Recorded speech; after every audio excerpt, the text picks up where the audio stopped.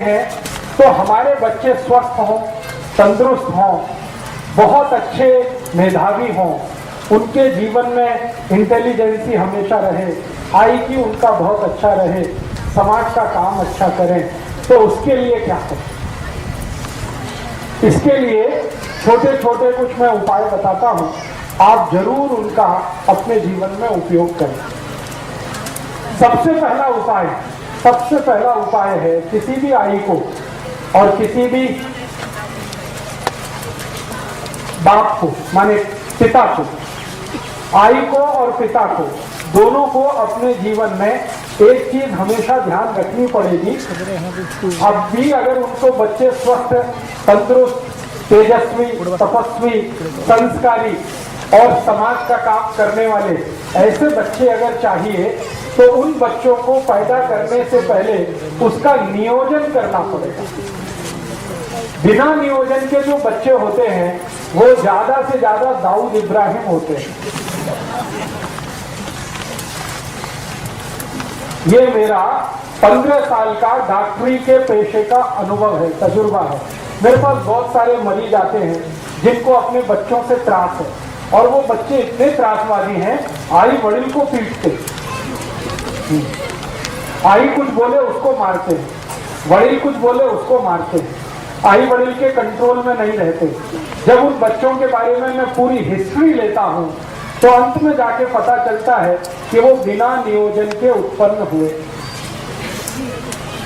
By accident.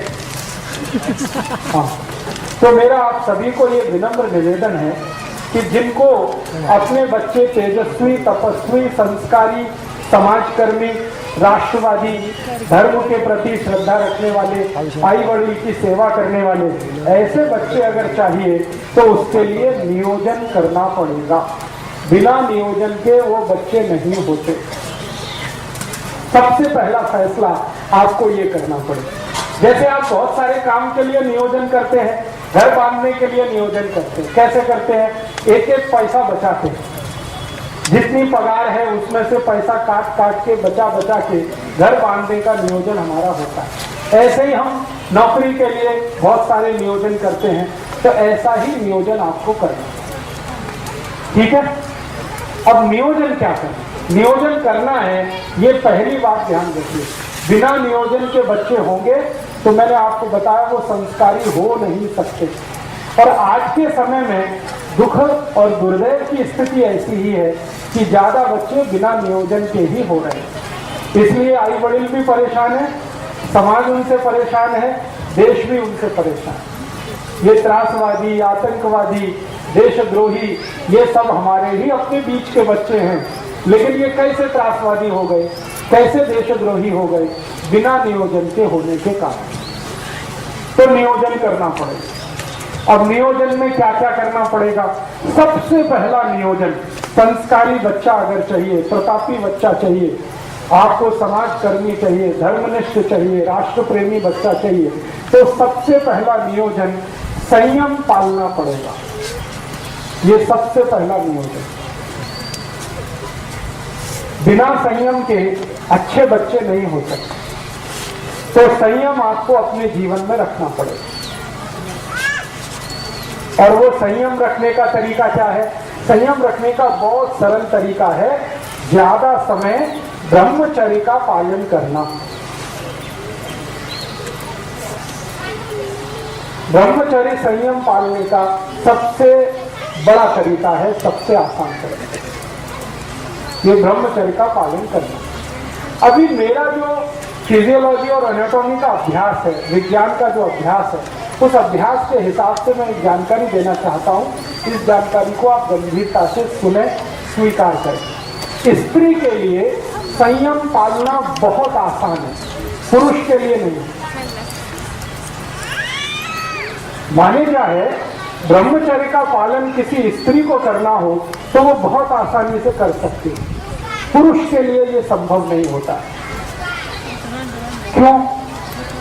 इसलिए कि ईश्वर ने स्त्री का शरीर ऐसा बनाया है जो पुरुष से ज्यादा अच्छा है क्वालिटी में। कुछ ऐसे हार्मोन्स हैं, कुछ ऐसे केमिकल्स हैं जो स्त्री शरीर में ही है, पुरुष शरीर में नहीं है। और वही हार्मोन स्त्री को ब्रह्मचर्य पालन करने में मदद करते हैं। तो स्त्री को ब्रह्मचर्य पालना अगर करनी है तो वो उसके लिए बहुत सहज है, सरल है, बहुत आसान है। जैसे हमारे जीवन के बहुत सारे काम हम सहजता से और आसानी से करते हैं, वैसे ही ब्रह्मचर्य का पालन और संयम का पालन किसी भी स्त्री को बहुत आसान है। पुरुष को उसके लिए प्रयास करना पड़ता है, स्त्री वो बिना प्रयास के ही कर सकती। तो मैं ये बात जो कह रहा हूं वो सब भाइयों के लिए कह रहा हूं कि अगर अच्छी संतान चाहिए, तेजस्वी, तपस्वी, संस्कारी संतान चाहिए तो आपको ब्रह्मचर्य का पालन करना है। अब ब्रह्मचर्य का पालन करना है तो इसका मतलब क्या है? इसका मतलब सीधा सा ये है कि आप अपने जीवन का थोड़ा ऐसा नियोजन करो जिसमें ज्यादा आपको स्त्री के साथ संसर्ग ना करना पड़े। साल में 1 या 2 बार करें तो सबसे अच्छा, नहीं तो महीने में सिर्फ 1 बार। ऐसा आपको अपने जीवन में कुछ नियम बनाना पड़े। इस नियम का पालन करने के लिए संकल्प चाहिए। संकल्प के लिए आपको एक औषधि की मदद लगेगी, तो वो आप याद रखिए, वो औषधि है आल का रस। आल, अदरक। तो अदरक का टुकड़ा अगर मुंह में रख के चूसते रहें तो ये हमारे संकल्प को मजबूत करने में बहुत मदद करता है। किसी भी तरह का संकल्प हो, ब्रह्मचर्य पालन का संकल्प हो, व्यसन मुक्ति का संकल्प हो, पैसे के पीछे नहीं भागने का संकल्प हो, अपने जीवन में साधारण तरीके से रहने का संकल्प हो, ये सभी संकल्पों में मदद करता है। तो हमें अच्छी संतान के लिए संयम का पालन ब्रह्मचर्य की मदद से करना है और कोशिश करनी है कि साल में 1 या 2 बार, नहीं तो महीने में ज्यादा से ज्यादा 1 बार, ये आपको करना है पुरुषों को। स्त्रियों के लिए ये सहज है, सरल है, क्योंकि भगवान ने उनको कुछ ज्यादा गुण दिए हैं। उनमें से एक गुण ये है। अब ये गुण होने का एक ही कारण है, मैंने बताया कि उनके शरीर में कुछ ऐसे हार्मोन्स हैं जो पुरुष के शरीर में नहीं है। अब उन हार्मोन्स का नाम लेके कॉम्प्लिकेशन नहीं करना चाहता, बस आपको समझाने के लिए। तो आपको बच्चों का नियोजन करना है और नियोजन इस तरीके से करना है। पहला कदम उस नियोजन का संकल्प करना ब्रह्मचर्य का। दूसरा, नियोजन का दूसरा भाग क्या? दूसरा भाग आपको नियमित रूप से अपने जीवन में चूने का इस्तेमाल करना। चूना मैंने बार बार आपको बोला है, ये दोनों को इस्तेमाल करना है, स्त्री को, पुरुष को। तरीका मैंने बता दिया है, दही में डाल के, ताक में मिला के, रस में मिला के, जैसे भी आपको लेना है। 1 ग्राम चूना, ये दूसरा हिस्सा। तीसरा, आपको खान पान का ध्यान रखना। खान पान का ध्यान कैसे रखना है? अगर आपको आपके जीवन में ऐसे बच्चे चाहिए जो छत्रपति शिवाजी महाराज जैसे हों, राणा प्रताप जैसे हों, तो खान पान का बहुत आवश्यक ध्यान रखना पड़ेगा। वो ध्यान कैसा रखना पड़ेगा? आपका भोजन सात्विक होना है। सात्विक भोजन होने का माने मांस नहीं खा सकते, मदिरा नहीं पी सकते, अंडा नहीं खा सकते, किसी भी तरह का मांस नहीं खा सकते, कोई भी मांस नहीं चलेगा।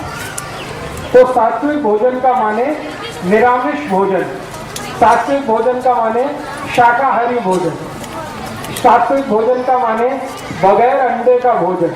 ये सात्विक भोजन का आपको अपने जीवन में पालन करना ही पड़ेगा, बिना उसके आपके बच्चे तेजस्वी तपस्वी नहीं होने वाले। तो भोजन करते समय ये ध्यान रखें, मांसाहार का सेवन ना करें, तो शाकाहारी जीवन ज्यादा हो।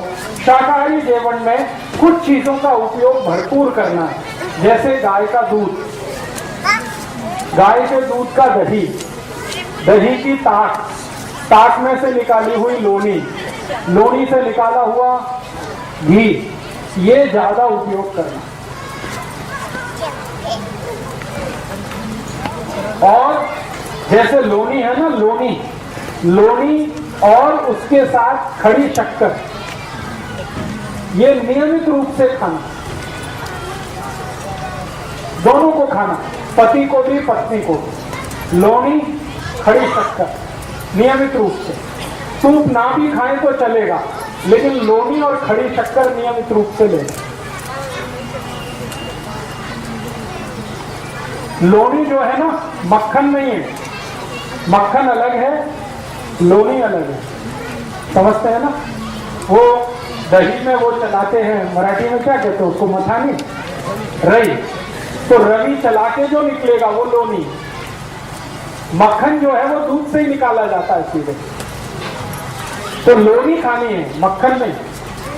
तो लोनी और थोड़ा सा खड़ी शक्कर नियमित रूप से दोनों पति पत्नी उपयोग करें। कितना लें, मात्रा कितनी हो, कम से कम 25 ग्राम लोनी और 5 से 10 ग्राम खड़ी शक्कर।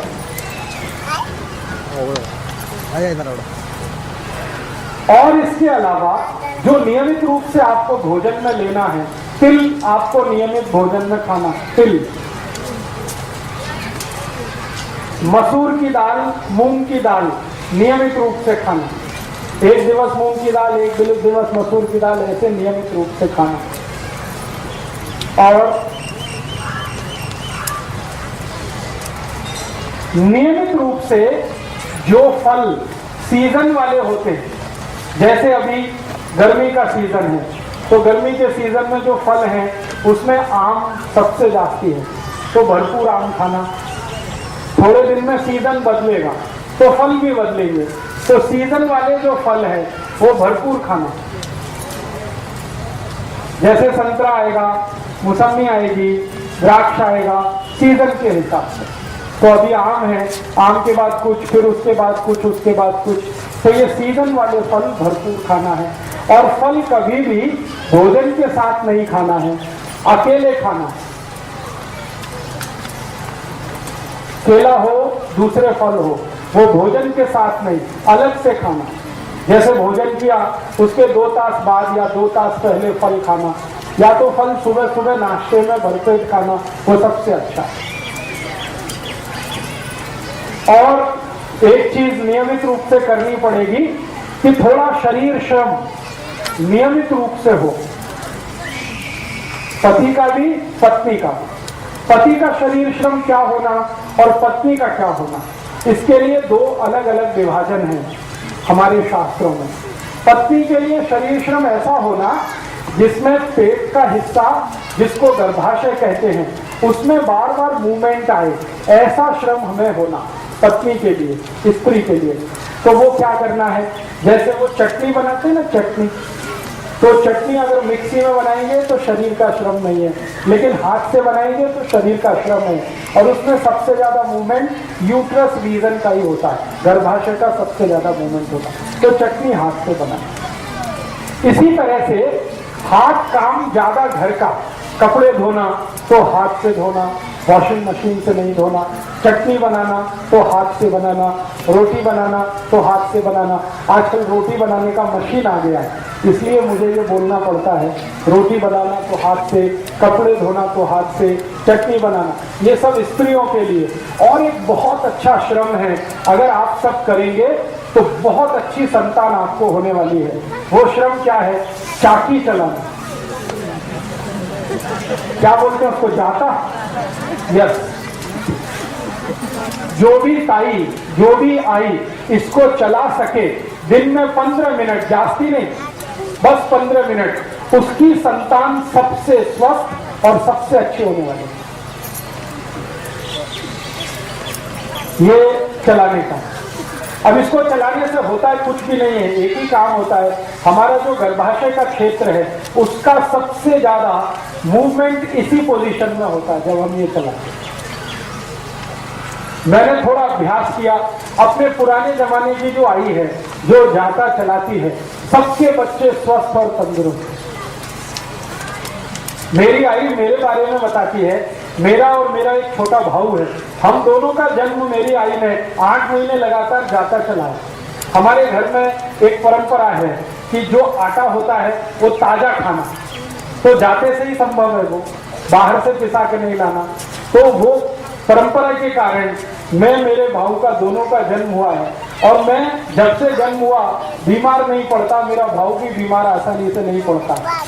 मेरे घर में मेरी आई को बहुत बार मैंने पूछा, तब उसने ये बताया कि जाता का परिणाम है।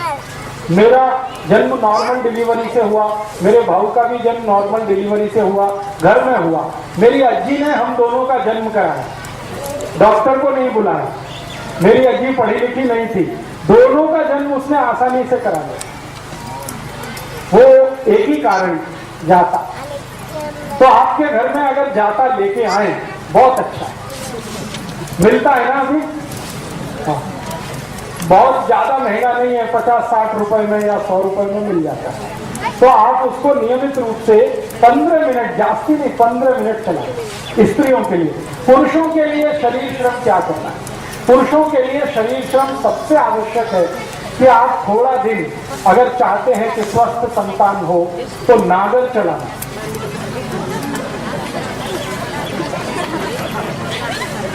नागर चलाना। अभी नागर चलाना उनके लिए तो आसान है जिनके पास खेती है और बैल है। जिनके पास खेती नहीं है उनके लिए थोड़ा मुश्किल है। तो उनको क्या करना पड़ेगा?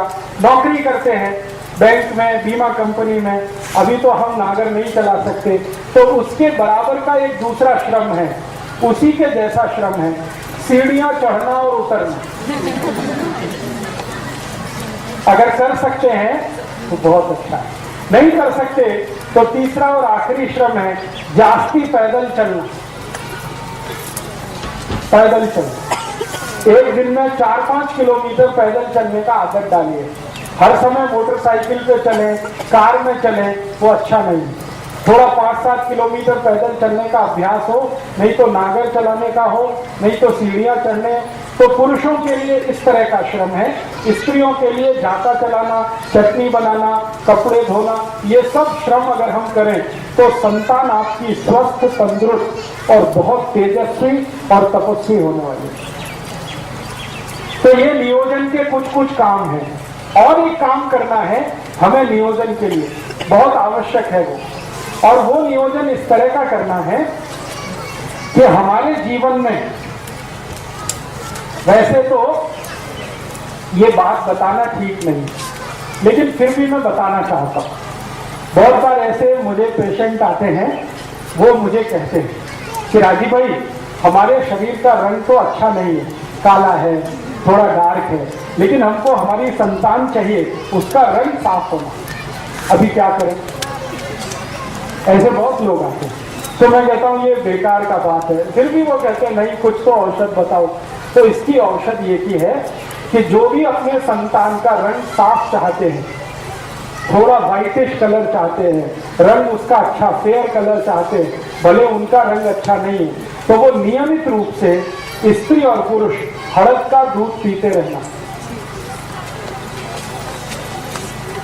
रात्रि को दूध में हड़द मिला के पीते रहना, थोड़ा सा उसमें तूप भी डालना। तो तूप, हड़द और दूध जो भी नियमित रूप से पिए, सभी के बच्चे उनसे ज्यादा अच्छे रंग वाले होते हैं। तो ये नियोजन का एक हिस्सा है। और एक हिस्सा है कि आपके बच्चों की बुद्धि कभी भी तेज रहे, तीव्र रहे, मंदी मंद ना हो, कभी भी उनकी बुद्धि तेज रहे, तेजस्वी रहे, आईक्यू उनका अच्छा रहे, मति मंदता कभी भी ना आए। तो आप और एक छोटा सा नियोजन करना, और वो नियोजन बस वही है जो मैं बार बार पहले कह चुका हूँ, दही चूना मिला के खाते रहना। गाय के दूध का दही बनाना, चांदी के बर्तन में उसको दही जमाना, सकाड़ी उसको दही को चूना मिला के खाना। गाय माने देशी गाय, जर्सी। तो मति मंदता नहीं आए, बच्चों में स्वस्थ रहे, तेजस्वी रहे, तपस्वी रहे, सद्भावी हो, सद्विचारी हो, इसके लिए कुछ छोटे छोटे नियोजन। और एक छोटा सा नियोजन, वो नियोजन क्या है? नियोजन एक ही है कि हमें अच्छी सुदीर्घ जीवन वाली, तेजस्वी जीवन वाली संतान चाहिए। स्त्री हो या पुरुष, मूलगी हो या मूला, संतान तेजस्वी तपस्वी चाहिए। तो एक नियोजन जरूर ध्यान रखना है कि हमारे जो पति और पत्नी हैं वो आपस में जब संसर्ग करें तो पत्नी का मासिक चक्र पूरा होने के बाद, पत्नी का मासिक चक्र पूरा होने के बाद या पत्नी का मासिक चक्र शुरू होने वाले दिन से 10 दिन छोड़कर, पत्नी का मासिक चक्र शुरू होने वाले दिन से 10 दिन बाद और 17 दिन के पहले या 18 दिन के पहले, बीच का ये 7-8 दिन का जो समय है, इसी समय में एक दूसरे के साथ संसर्ग करें तो सबसे ज्यादा तेजस्वी और तपस्वी संतान होगी। पत्नी के मासिक धर्म के शुरू होने वाले दिन को गिनकर 10वें दिन से 18वें दिन के बीच का जो समय है, यही सबसे अच्छा समय है तेजस्वी और तपस्वी संतान का। वही 7-8 दिन का समय है। अब इसमें 2 तरह के दिन आएंगे, एक सम होंगे, एक विषम होंगे। जैसे 10वां दिन सम, 11वां विषम, 12वां सम, 13वां विषम, 14वां सम, 15वां विषम, 16वां सम, 17वां विषम, 18वां सम। तो जो सम दिन है उनमें अगर आप संसर्ग करेंगे तो 99% पुत्र होगा और विषम वाले दिन में संसर्ग करेंगे तो 99% पुत्री होगी। 1% इसमें अपवाद है और वो कहीं भी होता है। तो अगर आपको नियोजन करना है कैसा, अब व्यसन मुक्त युवक संघ में कुछ कार्यकर्ताओं के पास पुत्री है तो पुत्र चाहिए, तो उनके लिए ये माहिती मैं दे रहा हूं। और जिनके पास पुत्र है उनको पुत्री चाहिए, उनके लिए भी ये माहिती दे रहा हूं। सम दिन में जाएंगे तो पुत्र, विषम दिन में जाएंगे तो पुत्री। और एक और माहिती इसी नियोजन के लिए, आप जानते हैं महीने के 2 पक्ष होते हैं, एक शुक्ल पक्ष और दूसरा। तो जो शुक्ल पक्ष है, इस शुक्ल पक्ष के दिनों में अगर आप संसर्ग के लिए जाते हैं तो 99% आपके बेटे या बेटी का जन्म जो होने वाला है वो बहुत प्रतापी, तेजस्वी, लड़ने वाला, भिड़ने वाला होगा। छत्रपति शिवाजी, राणा प्रताप, ऐसे जो हमारे देश में भगत सिंह, ऊधम सिंह, चंद्रशेखर आजाद, ये सब शुक्ल पक्ष वाले लोग हैं। शुक्ल पक्ष आप समझते हैं, जब चंद्रमा लगातार बढ़ता हुआ होता है। और कृष्ण पक्ष उसका उल्टा। कृष्ण पक्ष में जब आप जाएंगे तो अच्छे से अच्छे साहित्यकार, वैज्ञानिक, बहुत बड़े डॉक्टर, इंजीनियर, चार्टेड अकाउंटेंट, ऐसे बच्चों का जन्म होगा।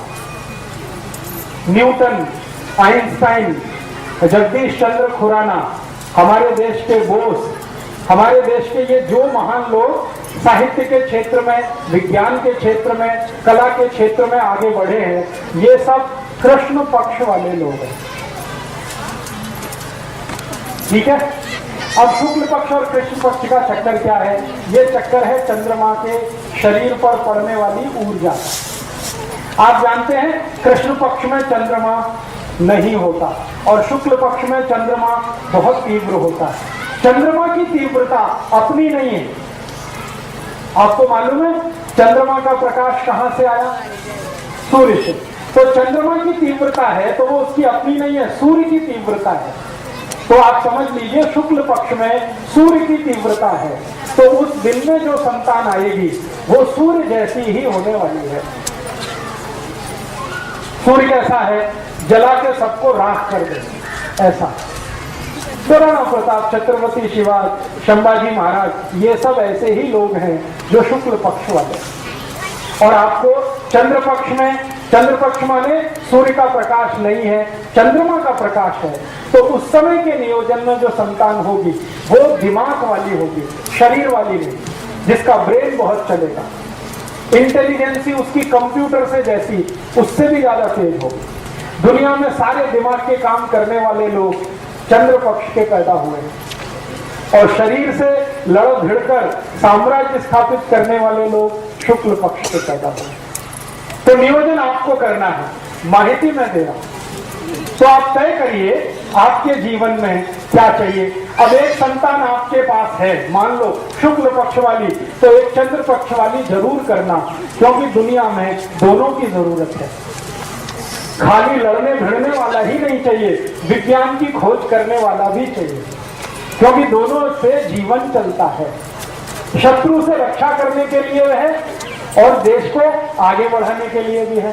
तो एक संतान शुक्ल पक्ष की, एक चंद्र पक्ष की, ऐसा नियोजन करिए।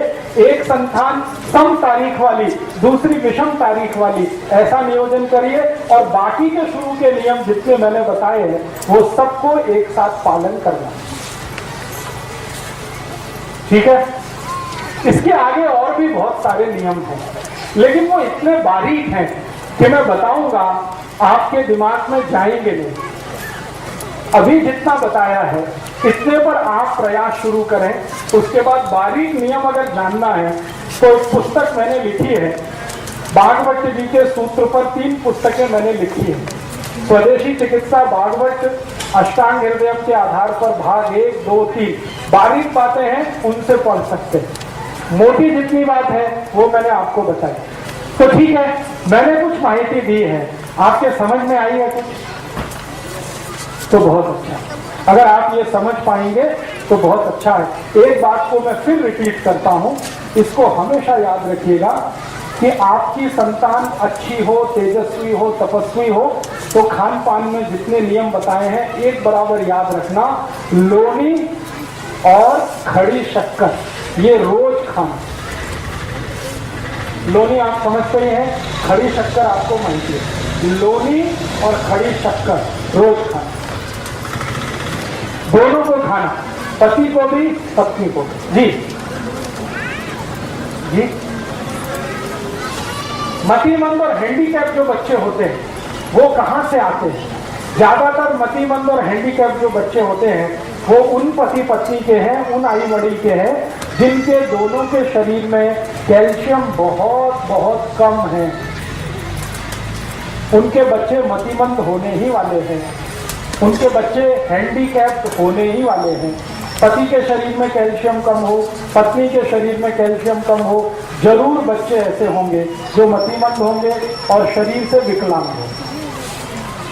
तो ध्यान रखिए इसका, कैल्शियम कम ना हो शरीर में। तो आप बोलेंगे क्या इसका टेस्ट होता है? हाँ, कैल्शियम का टेस्ट होता है। आपकी बोन टेस्ट करा के आप कैल्शियम की मात्रा पता लगा सकते हैं। बाजार में जो पैथोलॉजी के डॉक्टर हैं वो कैल्शियम टेस्ट करते हैं, आप चाहें तो टेस्ट करा सकते हैं। ज्यादा खर्चा नहीं है, 50 या 60 रुपए के खर्चे में या बहुत अधिक 100 रुपए के खर्चे में कैल्शियम टेस्ट हो जाता है।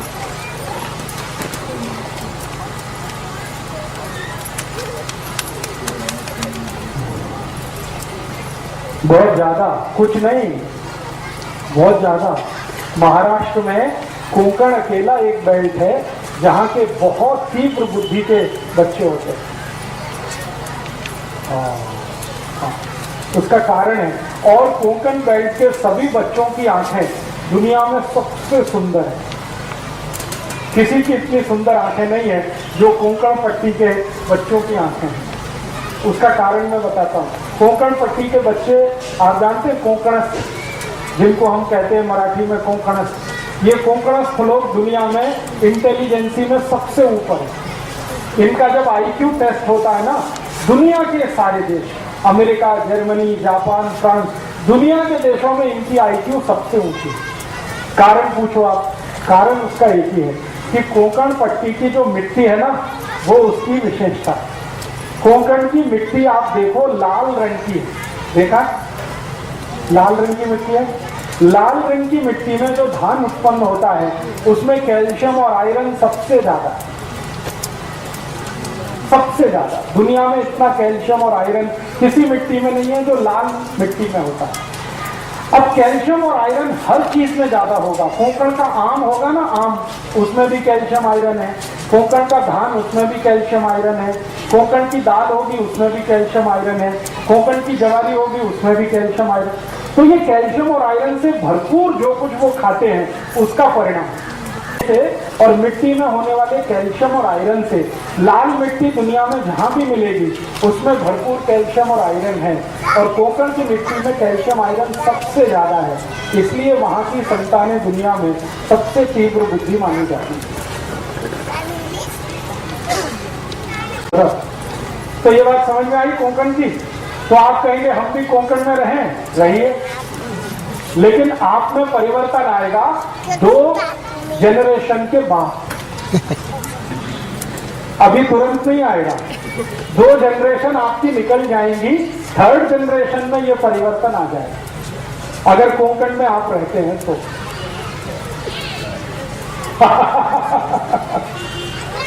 हाँ, अब आप देखिए, इनका तो सवाल और भी अच्छा है कि कोंकण में हम नहीं रह सकते, कोंकण को अपने घर में ला सकते हैं। मतलब ये है कि ऐसा धान्य खाएं जिसमें आयरन और कैल्शियम ज्यादा हो, तो वो आपके घर में भी होगा। तो ऐसा धान्य खाइए जिसमें कैल्शियम और आयरन ज्यादा हो। अब कैल्शियम और आयरन का धान्य ज्यादा होगा तभी संभव है कि जो धान्य को उत्पन्न करने में यूरिया डीएपी ना डाला गया हो, तभी वो संभव है। तो बिना यूरिया बिना डीएपी का धान्य पैदा करिए 3 बरस तक, 4थे बरस से आप खाना शुरू करिए तो आप में कोंकण आ जाएगा। पूरा तो नहीं आएगा, लेकिन थोड़ा तो आएगा। थोड़े बेहतर तो आप होंगे, और आपकी संतानें आपसे बेहतर हैं। ठीक है। अभी एक सवाल मुझे पूछा गया। हम जब विवाह करते हैं ना, तो विवाह करते समय कुछ मिलान किया जाता है। नाड़ी का मिलान करते हैं, गोत्र का मिलान करते हैं। आप जानते क्यों करते हैं? नहीं मालूम? कोई लोग तो कहते हैं कि ये बुआबाजी है। कुछ लोग ऐसा कहते हैं कि नाड़ी का मिलान करना, गोत्र का मिलान करना, ये बकवास, इसका कोई फर्क नहीं पड़ता। लेकिन इसका फर्क बहुत गहरा है। ये साइंटिफिक बात है।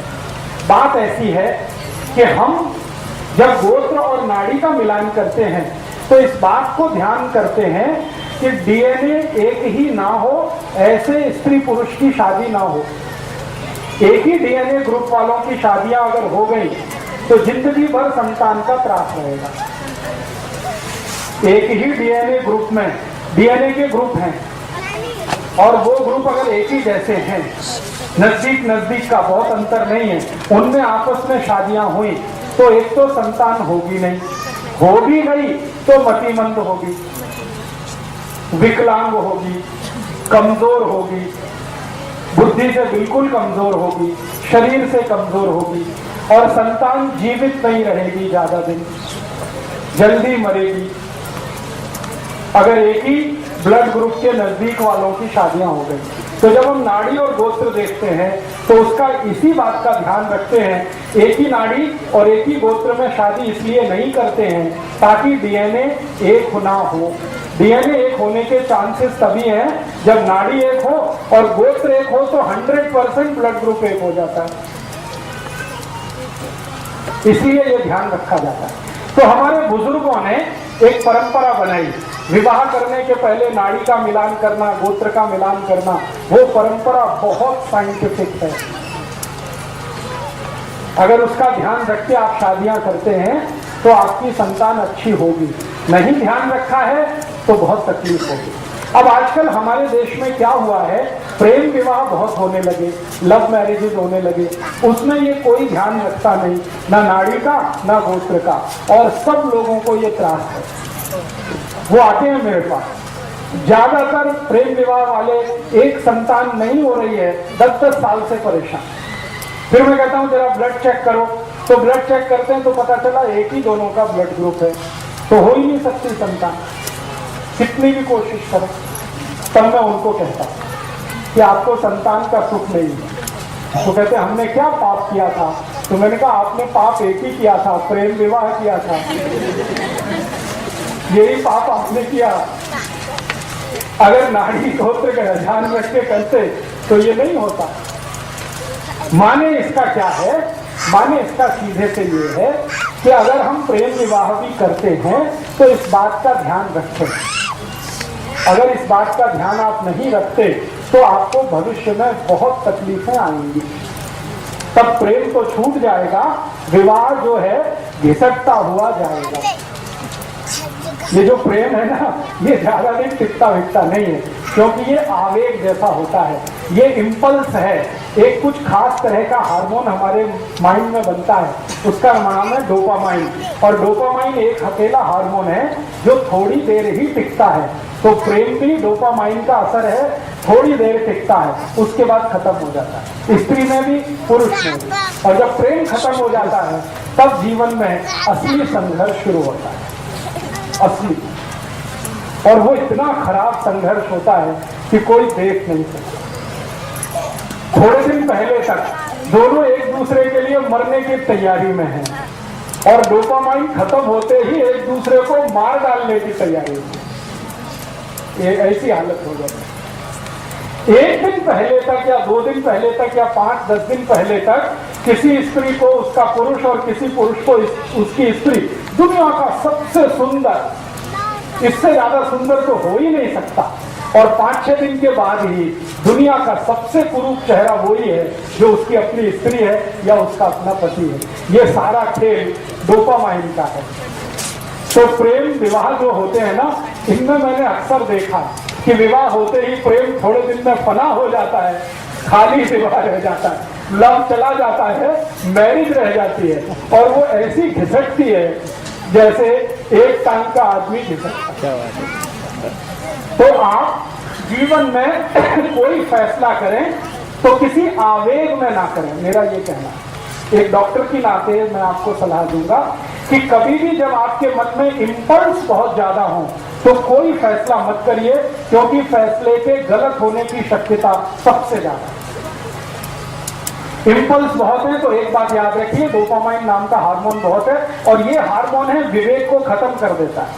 विवेक काम ही नहीं करता, विवेक काम नहीं करेगा, फैसला गलत होगा।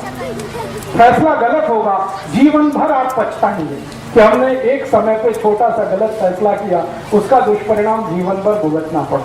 तो ये आप मत करिएगा। प्रेम करिए, लेकिन विवाह करने से पहले इन बातों का ध्यान रखिए। मैं ये नहीं कहता कि प्रेम मत करिए, प्रेम तो बहुत आवश्यक है जीवन को आगे बढ़ाने के लिए, ले जाने के लिए, लेकिन प्रेम का आवेग खतरनाक है। प्रेम खराब नहीं है, उसमें जो आवेग है, इम्पल्स है, वो बहुत खतरनाक है। उसको ध्यान रखिए, आपकी संतान के विषय में सोचकर, देश और समाज और धर्म के विषय में सोचकर। ठीक है, अभी 1-2 प्रश्न आ गए।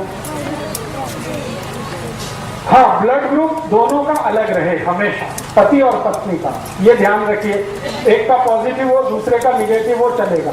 जैसे किसी का बी पॉजिटिव है पति का, पत्नी का बी नेगेटिव है तो भी चलेगा, लेकिन दोनों का बी पॉजिटिव होगा तो तकलीफ, दोनों का बी नेगेटिव हुआ तो तकलीफ। थोड़ा भी अंतर रहना चाहिए, थोड़ा भी अंतर हमेशा रहना चाहिए। जी जी हाँ, अभी हमारे देश में कुछ परिवारों में ऐसा होता है कि रिलेशन में शादियां होती हैं। ये पूरे भारत में तो नहीं है, महाराष्ट्र में है और थोड़ा सा दक्षिण में कर्नाटक में है। तो कर्नाटक और महाराष्ट्र छोड़ के तो बाकी नहीं, लेकिन हम रिलेशन में शादियां कर रहे हैं। जरूर करिए, लेकिन एक ही चीज का ध्यान रखिए, दोनों का ब्लड ग्रुप सेम ना हो। अगर सेम है तो कोशिश करिए आगे से अवॉइड करें। अब कर ली है तो अब उसमें तो कुछ नहीं, जो हो गया तो बात खत्म हुई। लेकिन आगे से आप दूसरों को जब सलाह करें तो ये ध्यान रखिए उनको कि ब्लड ग्रुप सेम ना हो तभी शादी करें, भले वो नजदीकी रिश्तेदार हो तो। और कोई प्रश्न? कि पति पत्नी दोनों वैवाहिक जीवन जब शुरू करें, अच्छी संतान होना, उसके लिए हमेशा दक्षिण की दिशा में सिर करके सोएं। ये बहुत जरूरी बात थी, मैं भूल गया। पति पत्नी जब अपना जीवन शुरू करें तो हमेशा सिर दक्षिण की दिशा में रख के सोएं, साउथ में। ये भी नियोजन का एक हिस्सा है। और कोई प्रश्न? जी, अब देखिए, एक विज्ञान की माहिती के लिए मुझे पत्र लिख के आया। हमारे शरीर में क्रोमोसोम्स होते हैं जिनको हम गुणसूत्र कहते हैं, एक्स और वाई। तो एक्स और वाई जो क्रोमोसोम्स हैं उसके बारे में एक मोटी माहिती आप सभी को है। एक्स और वाई अगर आपस में मिलेंगे तो हमेशा पुत्र होगा, लड़का होगा। एक्स और एक्स मिलेंगे तो हमेशा बेटी होगी, लड़की होगी। ये मोटी सी माहिती है। अब इसमें समरात्रि का क्या संबंध है? मैंने बोला ना, हमारी पत्नी के या स्त्री के मासिक चक्र के शुरू होने के दिन से 10वां दिन सम, 11वां दिन विषम, 12वां दिन सम, 13वां दिन विषम। तो ये सम विषम का गुणसूत्र के साथ कोई संबंध है? हाँ, संबंध है। जब सम दिन होता है तो उस दिन पुरुष का जो क्रोमोसोम्स है, स्त्री में तो 2 एक्स ही होते हैं, पुरुष में एक्स और वाई दोनों होते हैं। तो पुरुष का जो वाई क्रोमोसोम्स है वो बहुत पावरफुल होता है सम वाले दिन पर, इसलिए पुत्र होने की शक्यता सबसे ज्यादा है। और विषम वाले दिन पर एक्स क्रोमोसोम्स बहुत पावरफुल होता है पुरुष का, इसलिए बेटी या पुत्री होने की शक्यता सबसे ज्यादा।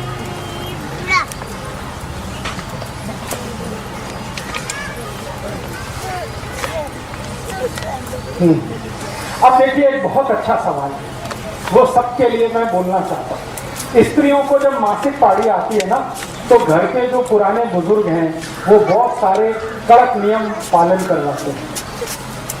स्वयं पाक घर में नहीं जाना, स्वयं पाक नहीं करना, भोजन नहीं बनाना, ऐसे करना, वैसे करना, वगैरह वगैरह। इसके पीछे का साइंस क्या है? इसके पीछे कुछ खास बात नहीं है। एक ही बात है कि जब स्त्री को मासिक पारी शुरू होती है तो उसके पूरे महीने का सबसे महत्वपूर्ण समय वो है, सबसे महत्व का समय। और मैं विज्ञान की माहिती आपको एक देना चाहता हूं कि वो समय सबसे महत्वपूर्ण तो है ही, सबसे पवित्र भी। उसमें होता क्या है कि स्त्री के शरीर का जो गर्भाशय है वो अपने को स्वच्छ कर रहा है और आने वाली संतान के लिए तैयारी कर रहा है। तो इससे ज्यादा पवित्र और अच्छा तो कुछ नहीं किसी भी स्त्री के। तो उसकी पवित्रता सबसे ज्यादा उन्हीं दिनों में होती है जब वो मासिक पारी में होती है। और पुरुष के बारे में मैं एक जानकारी देता हूं जो गुणसूत्र के आधार पर और साइंस के आधार पर है कि पुरुष स्वभाव से अपवित्र होता है। हाँ, इसमें आप हंसिए मत, ये सच है। पुरुष जो है स्वभाव से, चरित्र से, बाई नेचर, बाई कैरेक्टर अपवित्र होता है, इम्प्योर जिसको कहते हैं, उसमें पवित्रता ज्यादा नहीं है। इसलिए आपको हैरानी होगी, भारत में बहुत सारे ऐसे देवस्थान हैं जहां पर पुरुष को जाने की अनुमति नहीं है। वो ये कहते हैं कि आपको देवस्थान में पूजा करनी है, अपनी पत्नी को लेके आओ। मैं बहुत सारे देवस्थान में नहीं जा सकता। हाँ, मेरे साथ ये दुर्घटना हो चुकी है। केरल में, तमिलनाडु में, आंध्र में ऐसे बहुत मंदिर हैं। मैं अंदर गया गर्भगृह में पूजा, उसने रोक दिया। पहले तो रोक दिया ये वस्त्र उतारो, तो मैंने कहा ठीक है उतारता हूँ। फिर धोती पहनो, धोती माने लुंगी पहनो, मैं वो भी पहन लिया। फिर उसने पूछा आपका विवाह हुआ? मैंने कहा नहीं हुआ। तो आप अंदर नहीं जा सकते। हाँ, मैं पूछा भाई क्यों नहीं जा सकता? उसने कहा आप पवित्र नहीं। हाँ, तो पहली बार मेरे जीवन में मैंने सोचना शुरू किया कि मैं पवित्र नहीं हूं। तो बाद में मैं वहां से लौट आया तो मेरे जो बहुत सीनियर गुरु हैं जिन्होंने मुझे चिकित्सा और ये सब सिखाया, क्योंकि मैं तो टेक्नोलॉजी का आदमी हूँ, इंजीनियरिंग फील्ड का, लेकिन चिकित्सा मैंने सीखी। तो जिन गुरुओं ने मुझे सिखाया, मैंने उनके सामने ये प्रश्न किया कि मंदिर का पुजारी कहता है मैं पवित्र नहीं हूँ। पवित्र तब होता हूँ जब मेरा विवाह होता है, पत्नी साथ होती है। तो मेरे जो सबसे बड़े गुरु थे उन्होंने कहा कि पवित्रता स्त्री में ही होती है, पुरुष में नहीं होती। और उसका कारण ये है कि हर महीने उसका शरीर अपने पुराने कचरे को निकालकर नया धारण करता है, पुरुष में ये नहीं होता। इसलिए मासिक पारी के दिनों का जो समय है वो सबसे पवित्र है। इसलिए कहा यह गया है कि इस पवित्र समय को फालतू के काम में बर्बाद नहीं करना। फालतू का काम क्या? स्वयं पाक करना, रोज होता ही है वो तो। फालतू का काम क्या? झाड़ू लगाना, पोछा लगाना, ये तो रोज चलता ही है। उन 4-5 दिनों में ज्यादा से ज्यादा क्या करना? ऐसा काम करना जो पवित्र ही है, जैसे ईश्वर का ध्यान करना, भजन करना, मन में थोड़ा सा संवाद करना अपने से, ईश्वर से। इसके लिए थोड़े फालतू कामों से समय को रखना बाहर। इसके लिए ये कहा गया कि दिन के जो सामान्य काम हैं वो उन 4-5 दिनों में नहीं करना। अब हुआ क्या? हमारे घर वालों ने इसका इंटरप्रिटेशन उल्टा कर दिया। इसका इंटरप्रिटेशन क्या कर दिया? ये खराब है, ये पवित्र है, वहां कोने में बैठ जाओ, किसी को छूना नहीं, किसी को ये करना नहीं। ये फालतू बातें हमारे घर में घुस गई, क्योंकि हमने विज्ञान को छोड़ दिया, खाली परंपरा को ले लिया। तो मेरा आपको ये कहना है कि मासिक पाड़ी के जो भी 4-5 दिन हैं वो सबसे महत्व के दिन हैं, सबसे पवित्र दिन है। उनमें सबसे अच्छा काम करना चाहिए। तो जो काम आपके नॉर्मल रूटीन में नहीं हो रहा है वो उन दिनों में आप करिए। जैसे डेली के रूटीन में आपको बहुत समय स्वयं पाक में जाता है, वो 4-5 दिन आप स्वयं पाक के समय को बचाकर आपके ईश्वर के ध्यान का समय, आपके प्राणायाम का समय, आपके साधना के समय में लगे। इसके लिए वो समय थोड़ा खाली रखिए। और पुरुष को कहा गया है कि वो परेशान ना करे अपनी पत्नी को और स्त्री को उतने दिनों में, क्योंकि मैंने कहा ना, संयम स्त्री ही पालती है, पुरुष के बस की बात नहीं है। तो अक्सर पुरुष के संयम टूटते हैं, तो वो उन दिनों में तो संयम को कठोरता से पालन करे, ऐसा हमारे आयुर्वेद में निर्देश किया गया। तो मासिक पाड़ी के समय सीना नहीं, फिरोना नहीं, ये काम नहीं करना, ये काम नहीं करना। इसके पीछे का अर्थ एक ही है कि आपका ये समय बचाकर थोड़ा ध्यान, थोड़ा प्राणायाम, थोड़ी समाधि की स्थिति में रहना। 4-5 बोल सकते हैं धीमे स्वर में। धीमे स्वर में माने मध्यम स्वर में। एक तो ओंकार हम करते हैं तीव्र स्वर में, वो मासिक पाड़ी के बाद के दिनों में करिए जब पाड़ी पूरी हो जाए। लेकिन पाड़ी के समय में आप ओंकार जरूर बोल सकते हैं मंद स्वर में, ज्यादा हाई पिच पे नहीं।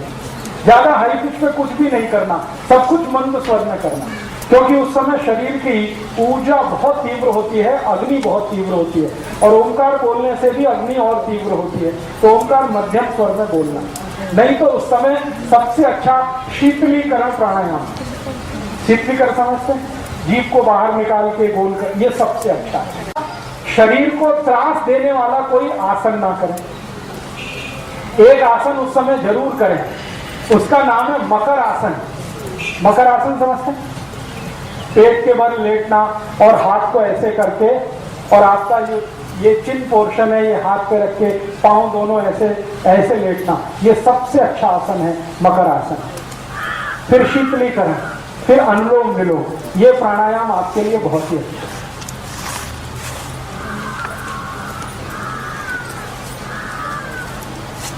तो ग्रामीण भाग में मासिक पाड़ी के समय में जो माहिती आपको दी गई है, इसका थोड़ा परिवर्तन कर लीजिए। ये पवित्र दिन है, खराब दिन नहीं है, बहुत पवित्र दिन है।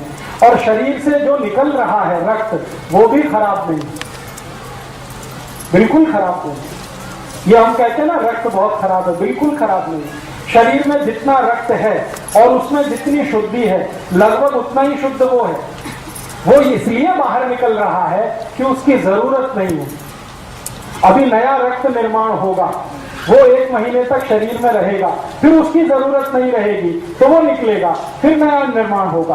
तो हर महीने नया निर्माण हो, इसके लिए पुराना स्थान खाली करने के लिए वो रक्त बाहर निकलता है। वो अशुद्ध रक्त है इसलिए निकलता है, ऐसा नहीं।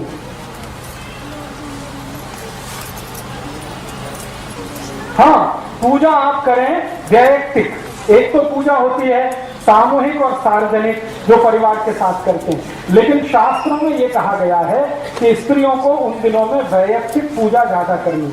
वैयक्तिक पूजा माने अपने लिए ध्यान, अपने लिए प्राणायाम, अपने लिए योगासन, अपने लिए वो सब साधना की स्थिति।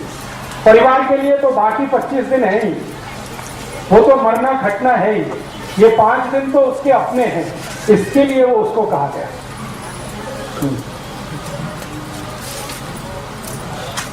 आराम तो करना ही है, क्योंकि उष्णता बहुत है। मैंने कहा ना, गर्मी बहुत होती है शरीर में। गर्मी ज्यादा होने से ब्लड प्रेशर बढ़ा हुआ होता है, तो ब्लड प्रेशर बढ़े हुए में ज्यादा काम करना अच्छा नहीं होता। इसलिए ध्यान, प्राणायाम, शीतलीकरण, व्यायाम अपने लिए करके बाकी समय आराम के लिए ही रखना है, ज्यादा काम नहीं करना। नहीं, ऐसा कुछ नहीं, किसी भी वेद में ऐसा नहीं। बिल्कुल श्लोक बोल सकते हैं, मंत्र बोल सकते हैं, वेद मंत्र बोल सकते हैं, ऐसा कहीं कोई निर्देश नहीं।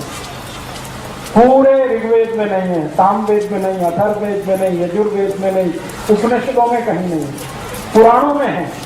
तो पुराण मनुष्य के लिखे हुए हैं, इसलिए उसमें ये है। वेद मनुष्य के लिखे हुए नहीं है, उसमें कहीं नहीं। सभी वेदों में इस बात की छूट है कि आप मासिक पाड़ी के दिनों में ध्यान अपने लिए, प्राणायाम अपने लिए, प्रार्थना अपने लिए, ईश्वर के साथ संवाद अपने लिए कर सकते हैं। बस ध्यान इतना ही रखना है कि चूंकि उन दिनों में हीट बढ़ी हुई है, हीट बढ़े हुए होने के कारण ब्लड प्रेशर बढ़ा हुआ है, बीपी बढ़े हुए के कारण काम नहीं करना अच्छा होता है, आराम करना ही अच्छा होता है।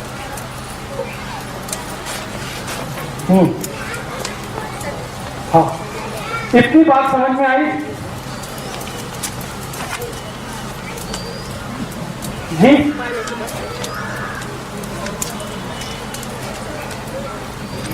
हाँ, स्त्रियों के लिए कहें, हाँ ठीक है। अभी जितनी बात मैंने कही वो आपके समझ में आई? नहीं आई? आई, ठीक है। और आई है तो आप दूसरों को समझा सकते हैं, जरूरत पड़ने पर अपने लिए भी उसका उपयोग कर सकते हैं। मैं अब थोड़ी एक दो माहिती और देता हूं। वो माहिती ये देनी है कि मान लो गर्भाधान हो गया, अभी क्या करना। एक तो गर्भाधान के पहले के मैंने आपको कुछ नियोजन बताए सूक्ष्म रूप में। अभी गर्भाधान हुआ, फिर क्या करना, तो उसके लिए भी सतत कुछ चीजों का ध्यान आपको रखना है। उनमें से पहली एक वस्तु, एक बात, एक माहिती जरूर याद रखनी है। गर्भाधान होने के बाद बहुत बहुत बहुत सावधानी से अपने जीवन को आगे बढ़ाना है। आपकी एक छोटी सी असावधानी जीवन भर की आपकी जो मेहनत है उसको बेकार कर सकती है। इसलिए गर्भाधान होने के बाद बराबर ध्यान रखना है एक बात का, वो ये कि आपका भोजन, आपका जीवन अच्छा होते ही जाना चाहिए। गर्भाधान के पहले तो अच्छा है ही, होने के बाद तो और भी अच्छा होना। तो अच्छा होने से मतलब क्या है? दूध, ताक, दही, लोनी, तूप, ये भरपूर खाना है। बिल्कुल चिंता मत करिए। उसके बाद पतला होने का भी बता दूंगा मैं। गर्भाधान होने के पहले का जो नियोजन मैंने बताया, बाद का भी उतना ही जरूरी है। आपको इस बात का ध्यान रखना है कि गर्भाधान होने के बाद दूध, तूप, लोनी, दही, ताक, ये भरपूर खाना है। और हमेशा याद रखना है गाय का खाना है। सूप तो जितना खाएं उतना अच्छा। फिर आपके मन में आएगा वजन बढ़ेगा, बिल्कुल चिंता मत करिए। गाय के दूध से कभी किसी का वजन नहीं बढ़ता, वजन बढ़ता है मछली के दूध से। मैं बार बार कह रहा हूं, गाय का दूध खाना है, मछली का नहीं खाना, वजन नहीं बढ़े। गाय का दूध, मछली का नहीं पीना, गाय का पीना तो भी वजन नहीं बढ़े। तो सूप, दूध, दही, लोनी, ताक, घी, मक्खन, ये सब खाना। एक दूसरा, भरपूर कैल्शियम आपके शरीर में रहे, क्योंकि आपको और आपके बच्चे को दोनों को डबल कैल्शियम अब चाहिए। तो चूने की मात्रा लगातार खाती रहनी है, बढ़ा दिए तो और ही अच्छा है। दही में, ताक में चूना बराबर खाते रहना। केला भरपूर खाते रहना है, क्योंकि केले में भरपूर कैल्शियम है। फुटाने, शेंगा भरपूर खाते रहना है, दोनों में कैल्शियम है। तिल खाते रहना है, उसमें भरपूर कैल्शियम है। ये आप छोड़ दो, ये किसी शास्त्र में नहीं लिखा हुआ है। नहीं, आप भरपेट खाओ। आप जितना खाना चाहते हैं केला खाओ। कुछ त्रास हुआ तो मुझे फोन कर लेना। तो आप गर्भाधान के समय में ऐसी चीजें भरपूर खाइए जिसमें कैल्शियम है, ऐसी चीजें भरपूर खाइए जिसमें आयरन है। ये दूसरी बात ध्यान रखिए। तीसरी बात, समय से भोजन और समय से आराम, ये गर्भाधान के बाद बहुत आवश्यक है। समय से भोजन का मतलब है लंच आपका 10 बजे के आसपास होना ही चाहिए और डिनर शाम को 5-6 बजे के आसपास होना ही चाहिए। लंच 10 बजे, डिनर शाम के 5-6 बजे।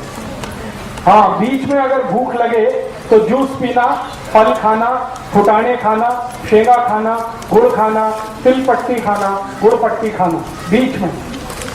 और सुबह शाम भोजन भरते 9-10 बजे सुबह, 5-6 बजे शाम को। एक भोजन से दूसरे के बीच 8 तास का अंतर गर्भवती आई के लिए। और दूसरा एक ध्यान ये रखना है कि पहले महीने से 7वें महीने तक थोड़ा थोड़ा श्रम करते रहना। श्रम मैंने बताया, जाता चलाना एक है, सिलबट्टे पे चटनी करना एक है, कपड़े धोना एक है, झाड़ू पोछा करना एक है। ये काम अपने हाथों से ही करें तो अच्छा है, मशीन से ना करें, क्योंकि जितना आप कर लेंगे उतना डिलीवरी टाइम में आपको असुकून रहेगा, पेन कम होगा, तकलीफ कम होगी, त्रास कम होगा। ये एक ध्यान रखना है। और एक आखिरी ध्यान इस बात का रखना है कि पूरे पहले महीने से 8वें 9वें महीने तक 9 महीने 9 दिवस 9 घंटे, एग्जैक्ट टाइम ये है 9 महीने 9 दिवस 9 घंटे, ये गर्भाशय के पूरे होने का समय है। इतने दिन तक आई को, पत्नी को कुछ मानसिक त्रास नहीं होना, कैसा भी, किसी भी तरह का मानसिक त्रास नहीं है, क्योंकि उसका सबसे ज्यादा दुष्परिणाम होता है वो संतान को होता है। आई को थोड़ा मानसिक त्रास संतान के ऊपर 10 पट बढ़ जाता है। आई को थोड़ा हलन चलन हुआ ना, संतान को 10 पट बढ़ जाएगा। तो आई को कुछ भी त्रास नहीं होना। अब इसकी जिम्मेदारी पूरे परिवार को लेनी है, पति को तो विशेष रूप से लेनी है, परिवार के दूसरे सदस्यों को उसकी जिम्मेदारी लेनी पड़ेगी कि आई के साथ ऐसा कुछ ना हो जो उसको मानसिक त्रास वाला हो।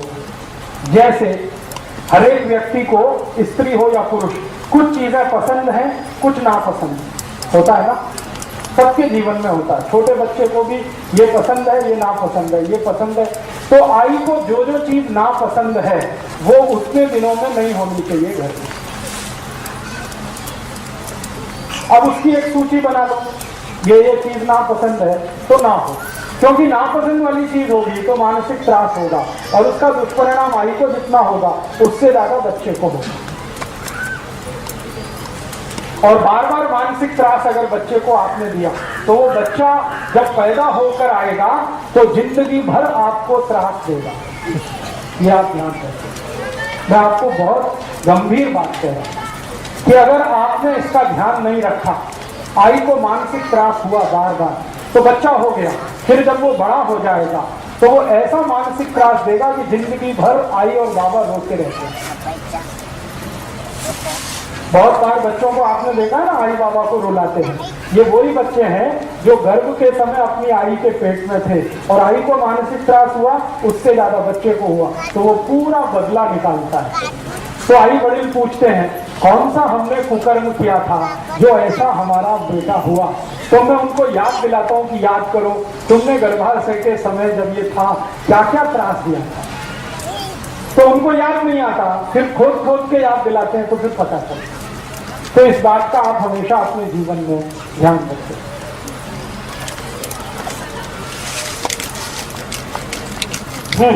ग्रहण का असर होता है, सभी ग्रहण का, सूर्य ग्रहण हो रहा है, चंद्र ग्रहण, शरीर पर असर है तो बच्चे पे भी असर है। इससे तो हमेशा आप बचने की कोशिश करें। तो अब सूर्य ग्रहण जो है बच्चे के लिए तकलीफ वाला माना जाता है। चंद्र ग्रहण उतना नहीं है, लेकिन सूर्य ग्रहण तो बहुत तकलीफ वाला है। तो जब सूर्य ग्रहण का समय हो तो आई को सूर्य ग्रहण के सामने नहीं आना। ये एक ही बात के लिए है कि आप थोड़ा आराम ज्यादा करो।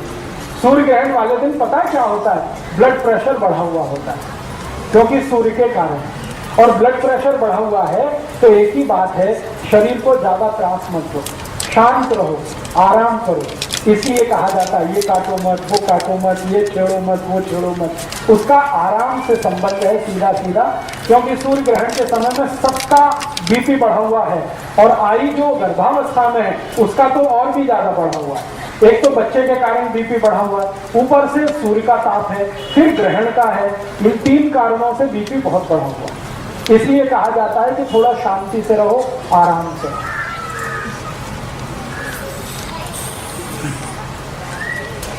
कुछ समझ में आ गया? अच्छा, अब मुझे कुछ प्रश्न आए हैं, उनका मैं उत्तर देने की कोशिश करता हूं। आपके प्रश्न है तो आप भी पूछ सकते हैं।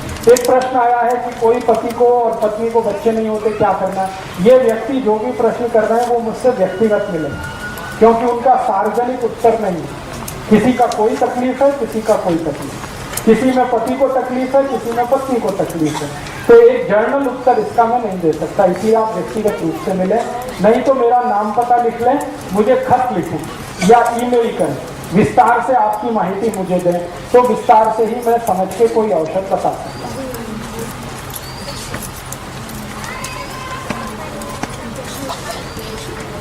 अभी जितना विषय हुआ इसके बारे में समझ